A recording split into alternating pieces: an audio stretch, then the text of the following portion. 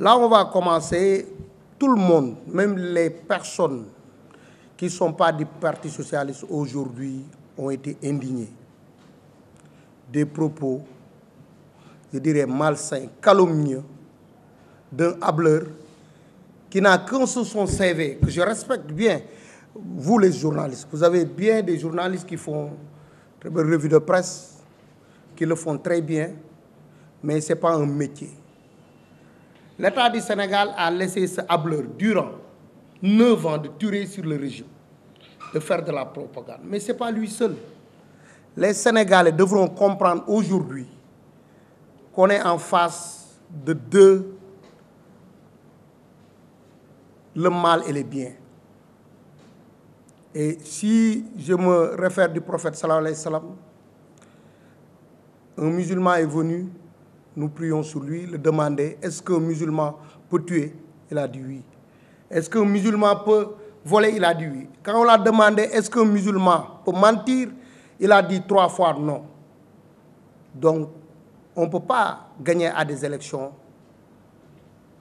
avec des propos mensongers, calomnieux. Mais on ne peut pas gouverner un pays avec ces mêmes propos.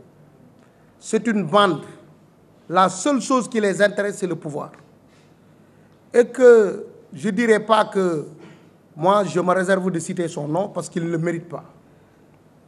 Mais ce que je vais dire, c'est très important. Le président Macky Sall, nous sommes fiers de l'accompagner.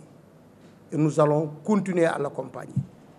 Le Parti socialiste, de sa direction, de ses élus, députés, est comptable de tout ce qui s'est passé dans ce pays de 2012 à aujourd'hui.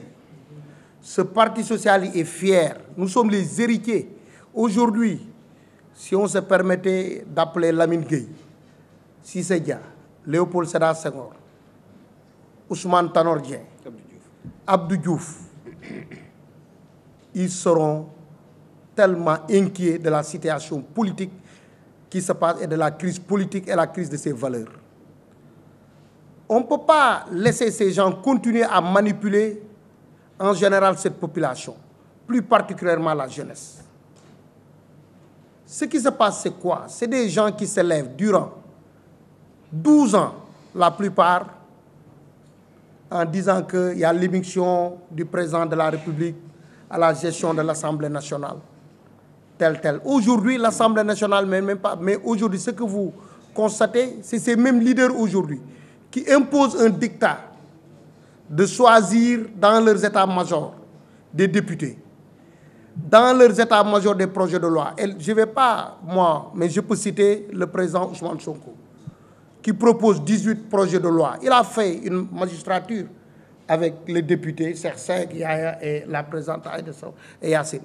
Il n'a jamais proposé un demi-projet de loi. C'est aujourd'hui qu'il n'est plus député, qu'il donne un dictat aux gens qu'il disait que c'était la poubelle, ses suppléants, qu'ils ne savaient rien du tout, les Sénégalais ne les connaissaient pas, de leur dire qu'il va proposer 18 projets de loi.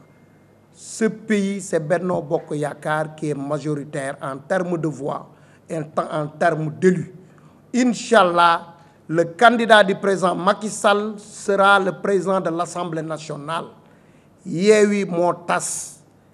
Je vais revenir pour dire et que ils disent que c'est le Sénégal qui les intéresse.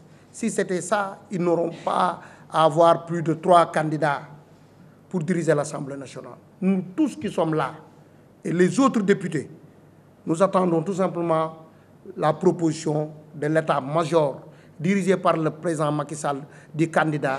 Et vous saurez vous-même qu'il n'y aura pas une seule ou une demi-personne qui va lever sa main pour être candidat à la présidence de l'Assemblée nationale.